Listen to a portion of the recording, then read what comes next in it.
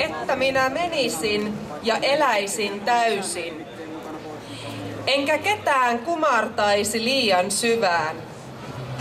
Enkä ketään tai mitään pelkäisi, paitsi omaa jäätymistäni, kirjoitti Arja Tiainen, Isolde Pakolainen, teoksessaan vuonna 1981.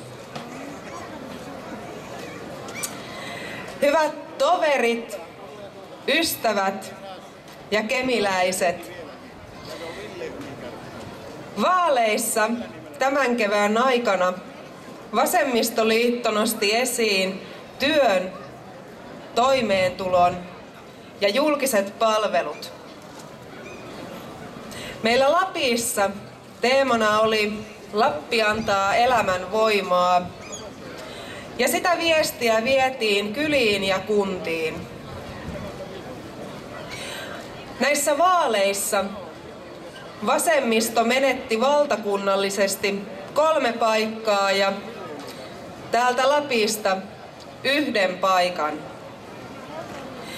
Toisaalta näiden vaalien alla meidän ryhmämme nuoristui, uudistui ja naisistui, ja Vasemmistoliitto sai 800 uutta jäsentä. Vaikka meistä kirjoitetaan lehtien palstoilla, että Lapissa Vasemmistoliitto menettää jäseniään, niin Lapin vasemmistonuoret ovat tehneet hyvällä työllään uuden jäsenennätyksen ja uusia nuoria virtaa liikkeeseen. Hyvät toverit, ystävät ja kemiläiset, 60-luvulla ja 80-luvulla puhuttiin, että hyvinvointivaltio on naisen paras ystävä. Tämä taatusti piti paikkansa, sillä hyvinvointivaltio takaa ne vankat perusrakenteet, takaa hyvinvointipalvelut riippumatta kansalaisen varallisuudesta ja antavat heille mahdollisuuden täyteen kansalaisuuteen ja osallisuuteen. Hyvinvointivaltion tae on syrjäytymisen ehkäisy, ja hyvinvointivaltio ei ole köyhäinhoitovaltio. Edellisen laman myötä tehtiin kovia leikkauksia ja vasemmisto joutui alkamaan puolustamaan hyvinvointivaltiota. Nyt porvarihallitusten jälkeen tätä hyvinvointivaltiota on edelleen purettu ja se purkaminen näkyy meidän noin 1 miljoonan suomalaisen marginaalissa elävän ihmisen arjessa.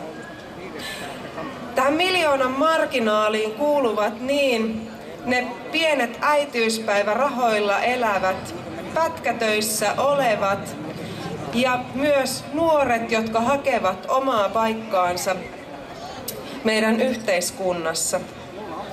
Oli ilo kuunnella valtiopäivien avauksessa Ben Zyskowiczin puhetta ja kuulla, kuinka rikkautta voidaan tulevaisuudessakin jakaa. Tosin kokoomuslainen Ben nosti esille vain 1% suomalaisista kaikkein rikkaimmista.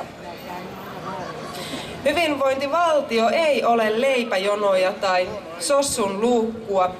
Hyvinvointivaltiossa eivät tuloerot kasva radikaalisti ja köyhyys ei periydy. Hyvinvointivaltio ei ole kylmä, kitsas ja kontrolloiva, vaan antaa mahdollisuuden jokaiselle tulla toimeen ja pärjätä. Tehdä työtä ja jakaa hyvinvointia ympärilleen.